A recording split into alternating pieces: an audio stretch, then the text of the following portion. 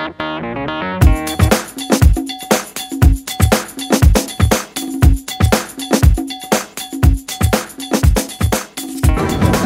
je vais laisser la parole à Marie Saavedra dans le cadre de cette journée internationale du droit des femmes, le 8 mars, aujourd'hui à Avignon. Donc Marie Saavedra va prendre la parole au nom de collectif d'associations et de la CGT rassemblés aujourd'hui pour porter tous ensemble cette journée internationale du droit des femmes. Madame. Aujourd'hui, nous sommes réunis car le 8 mars est la journée internationale du droit des femmes. Aujourd'hui, en 2012, les femmes consacrent 2 fois plus de temps que les hommes au foyer. La parité reste un vaste chantier.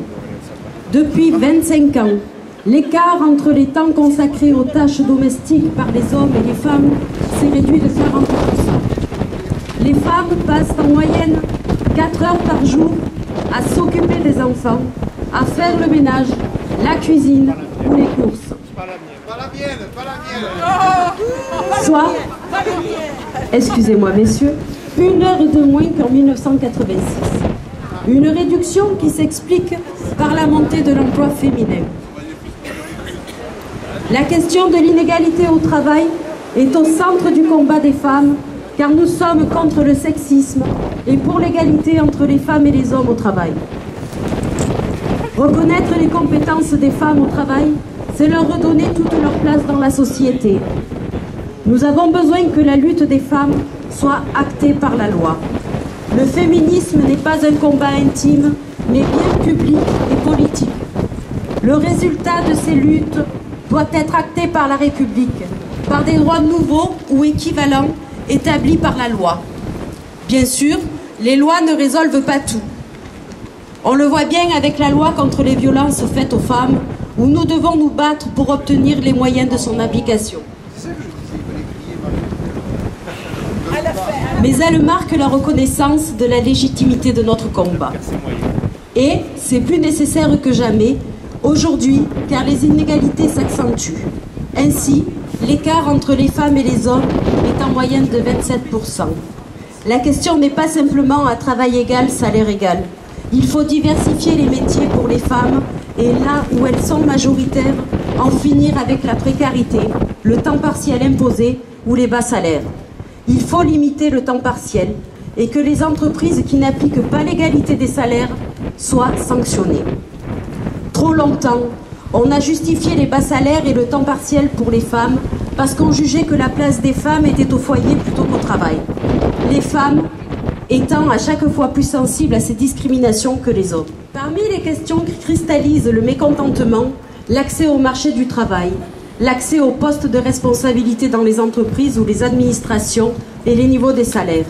Sur la première préoccupation, ils sont 56% et 62% chez les femmes à juger que la situation de l'égalité n'est pas satisfaisante, soit 11% de plus qu'en 2005. Sur la deuxième, 65% estiment que les femmes ne sont pas suffisamment présentes dans le haut de la hiérarchie. Un pourcentage qui monte à 71% chez les femmes sondées et atteint 58% chez les hommes. Sur la question des salaires, une écrasante majorité de l'échantillon constate que l'écart des revenus entre hommes et femmes reste important dans l'ensemble des catégories socio-professionnelles, les femmes étant 80% à faire ce constat, quand 68% des hommes partagent ce diagnostic. Cette analyse fait consensus, quelle que soit l'obédience politique des sondés. Enfin, s'agissant de l'accès aux fonctions politiques, seul sujet sur lequel une amélioration est perçue, 40% des Français jugent l'égalité satisfaisante. Vu de l'Union européenne, en Europe, les femmes gagnent 16% de moins que les hommes. L'Allemagne, dont on dit que c'est un modèle social, remporte la palme des inégalités salariales parmi 17 pays de l'Union européenne passés au crible par l'Organisation pour la coopération et le développement économique. La rémunération des femmes employées à plein temps outre-Rhin est de 21% inférieure à celle des hommes. La Pologne, en tête de classement, avec un écart de 2%, attribue le bonnet d'âne à l'Estonie, où la différence entre les salaires masculins et féminins culmine à 27%. L'Autriche et la République tchèque ne sont guère meilleures, affichant des différences de 25%. L'Espagne, le Danemark ou la Suède se situent, eux, aux alentours de la moyenne de 16,4%. La faiblesse des écarts de rémunération n'est pas non plus le signe d'une présence des femmes sur le marché du travail, bien au contraire. Là où l'écart salarial est le plus bas, le taux d'emploi des femmes est le plus bas.